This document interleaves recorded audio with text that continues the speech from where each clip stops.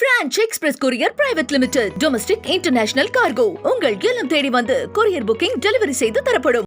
Doctor Sreevarma ஆயுள் தரும் ஆயுர்வேதா அறுவை சிகிச்சை இல்லா குணம் ஆயுள் கால நிவாரணம்.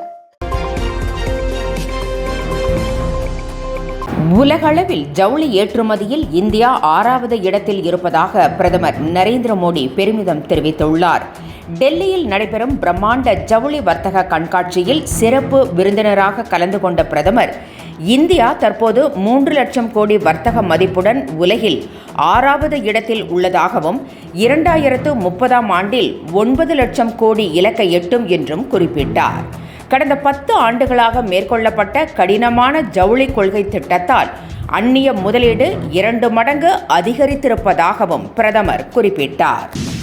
டெல்லி முதலமைச்சர் யார் என்பது பற்றி இன்று முடிவு செய்யப்பட உள்ளதாக தகவல் வெளியாகியுள்ளது. டெல்லி சட்டப்பேரவை தேர்தல் இந்த மாதம் 5ஆம் தேதி நடைபெற்றது.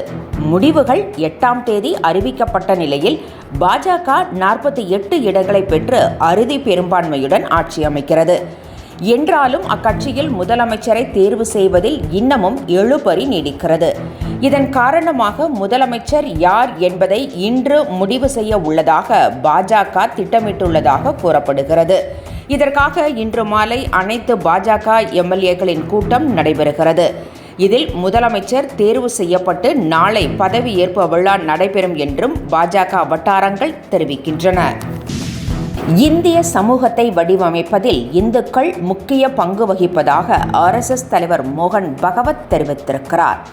மேற்கு வங்கத்தில் நடைபெற்ற பொதுக்கூட்டத்தில் பேசிய அவர், ஒட்டுமொத்த இந்து சமூகத்தை ஒருங்கிணைக்க வேண்டும் என்பதே சங் பரிவார் செய்ய வேண்டிய பணி எனவும் குறிப்பிட்டார். இந்தியாவிற்கு இயற்கையாகவே ஒரே மனோபாவம் உள்ளது என்றும் அது சுதந்திரத்திற்கு முன்பே பண்டை காலத்திலேயே உருவானது என்றும் மோகன் பகவத் தெரிவித்தார்.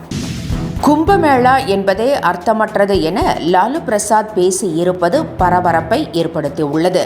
கும்பமேளா தொடர்பாக மத்திய அரசு போதிய ஏற்பாடுகளை செய்திருந்தால் டெல்லி உயிரிழப்பு நடந்திருக்காது என்றும் அவர் விமர்சித்திருக்கிறார். டெல்லி அசம்பாவிதத்திற்கு பொறுப்பேற்று ரயில்வே அமைச்சர் பதவி விலக வேண்டும் என வலியுறுத்திய லாலு பிரசாத், கும்பமேளா என்பதே அர்த்தமற்றது என்று கூறியுள்ளார். திமுகவில் உள்ள கூட்டணி கட்சிகளுக்கு ஒரே கொள்கை என்றால் எதற்கு தனித்தனி கட்சியாக இருக்க வேண்டும் என EPS கேள்வி எழுப்பியுள்ளார். வேலூரில் நடைபெற்ற அதிமுக பாசறை மாநாட்டில் பேசிய அவர், திமுக தான் ஆட்சியில் இல்லாத போது கோபேக் மோடி என்ற நிலைப்பாட்டை எடுத்ததாகவும், ஆட்சிக்கு வந்தவுடன் வெல்கம் மோடி என கூறியதாகவும் EPS விமர்சித்திருக்கிறார். அதிமுகவை பொறுத்தவரை கொள்கை வேறு, கூட்டணி வேறு என குறிப்பிட்ட அவர், நீட் தேர்வை ரத்து செய்வதற்கான ரகசியத்தை துணை முதலமைச்சர் உதயநிதி ஸ்டாலின் இன்னமும் சொல்லாமல் இருப்பதாகவும் விமர்சித்தார். இந்தி திணிப்பை அதிமுக கடுமையாக எதிர்க்கும் என முன்னாள் அமைச்சர் ஜெயக்குமார் தெரிவித்துள்ளார். இது தொடர்பாக அவர் வெளியிட்டுள்ள பதிவில், இருமொழி கொள்கையை எப்போதும் வலுவாக நிலைநிறுத்திய அதிமுக தான் ஒரிஜினல் திராவிட இயக்கம் எனவும், இருமொழி கொள்கையை யாராலும் அசைத்து பார்க்க முடியாது என்றும் கூறியிருக்கிறார். மேலும் கல்விக்கான நிதியை உடனடியாக ஒதுக்க வேண்டும் என்றும் அவர் மத்திய அரசை வலியுறுத்தியுள்ளார். தனது மனைவியை விவாகரத்து செய்துவிட்டதாக நாம் தமிழர் கட்சியினர் பொய்யான தகவலை பரப்பி வருவதாக திருச்சி DIG வருண்குமார் தெரிவித்திருக்கிறார். வருண்குமார் தனது மனைவி நந்திதாவை விவாகரத்து செய்துவிட்டதாக சமூக வலைதளங்களில் செய்தி பரவியிருந்தது. இதை வருண்குமார் திட்டவட்டமாக மறுத்திருக்கிறார். நாம் தமிழர் கட்சியினர் மீது நடவடிக்கை எடுத்ததால் அவர்கள் தன் மீதும் தன் குடும்பத்தினர் மீதும் தொடர்ந்து அவதூறுகளை பரப்பி வருவதாக வருண்குமார் ஏற்கனவே வழக்கு தொடர்ந்திருக்கிறார் என்பது குறிப்பிடத்தக்கது. மும்மொழி கொள்கையை கேள்வி கேட்கும் தமிழக வெற்றிக் கழக தலைவர் விஜயின் மகன் எங்கு படித்தார் என பாஜக மூத்த தலைவர் ராஜா கேள்வி எழுப்பியுள்ளார். விஜயின் மகன் சமச்சீர் கல்வி பள்ளியில் படித்தாரா என்றும் அவர் கேட்டுள்ளார். நடுத்தர வர்க்கத்தைச் சேர்ந்த பிள்ளைகள் மட்டும் வேறு மொழி படிக்காதே என விஜய் தடுப்பதாகவும் ராஜா குற்றம் சாட்டியுள்ளார். டாஸ்மாக் கடைகளில் பாட்டில்களுக்கு 10 ரூபாய் அதிகம் வசூல் செய்யப்படுவதை தடுக்க பல்வேறு நடவடிக்கைகள் எடுக்கப்பட்டுள்ள போதிலும் அதே நிலைதான் நீடிப்பதாக புகார் எழுந்திருக்கிறது. சென்னை விம்கோ நகர் பகுதியில் உள்ள ஒரு டாஸ்மாக் கடையில் பாட்டிலுக்கு 10 ரூபாய் அதிகம் வாங்கிய டாஸ்மாக் ஊழியரிடம் குடிமகன் ஒருவர் கடுமையாக வாக்குவாதத்தில் ஈடுபடும் வீடியோ சமூக வலைதளங்களில் வெளியாகியுள்ளது. பாட்டில்களுக்கு கூடுதலாக 10 ரூபாய் வாங்குவதை தடுக்க டாஸ்மாக் நிர்வாகம் QR கோட் உள்ளிட்ட டிஜிட்டல் பில்லிங் முறையை அமல்படுத்தி உள்ள நிலையிலும் கூடுதலாக வசூல் செய்யப்படுவதாக புகார் எழுந்திருக்கிறது. சட்ட ரீதியாகத்தான் விகடன் இணையதளம் முடக்கப்பட்டதாக மத்திய இணையமைச்சர் எல் முருகன் தெரிவித்திருக்கிறார். மேலும் இணையதளம் முடக்கப்பட்டதற்கான காரணம் குறித்து அறிவிப்பு விரைவில் வெளியாகும் என அவர் தெரிவித்திருக்கிறார். அமெரிக்காவிலிருந்து இந்தியர்கள் விலங்கிடப்பட்டு நாடு கடத்தப்பட்டதை விமர்சிக்கும் விதமாக பிரதமர் நரேந்திர மோடி படத்துடன் விகடன் கேலி சித்திரம் வெளியிட்டிருந்தது. இதற்காக அந்த இணையதளம் முடக்கப்பட்டது.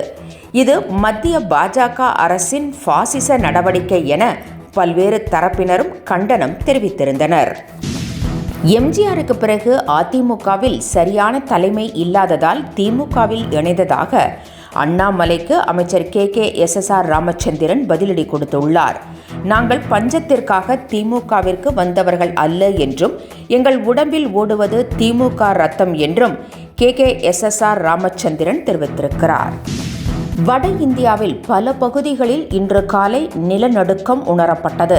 தலைநகர் டெல்லியை மையமாக கொண்டு அதிகாலை 5:36 மணிக்கு நிலநடுக்கம் ஏற்பட்டதாக தகவல் வெளியாகியுள்ளது.